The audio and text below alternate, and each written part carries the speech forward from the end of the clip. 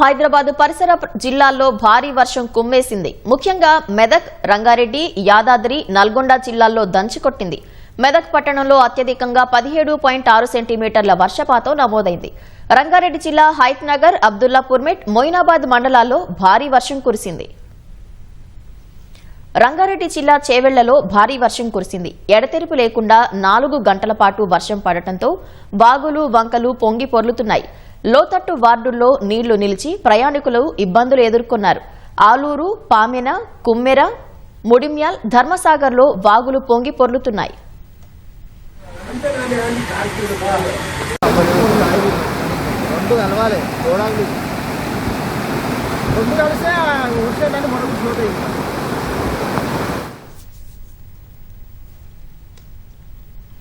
అటు అబ్దుల్లాపూర్మెట్, హైత్ నగర్ మండలాల్లో గంటకు పైగా కురిసిన వర్షానికి లోతట్టు ప్రాంతాలు జలమయమయ్యాయి.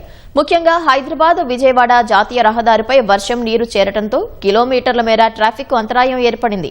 హైత్ నగర్లో 8.8 సెంటీమీటర్లు, అబ్దుల్లాపూర్ మండలం తట్టి అన్నారంలో 8.6 సెంటీమీటర్ల వర్షపాతం నమోదైంది.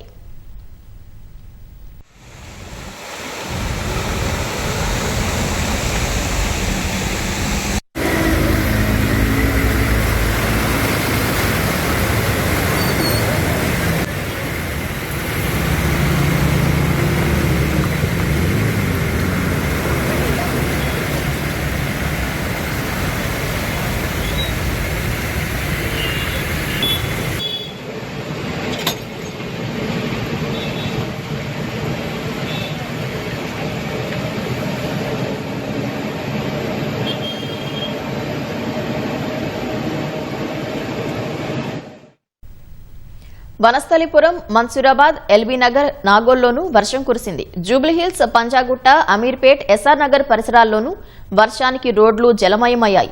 సైదాబాద్, మాదన్నపేట, ఐఎస్ సదన్, చంపాపేట్, మలక్పేట్లో వర్షం కురిసింది.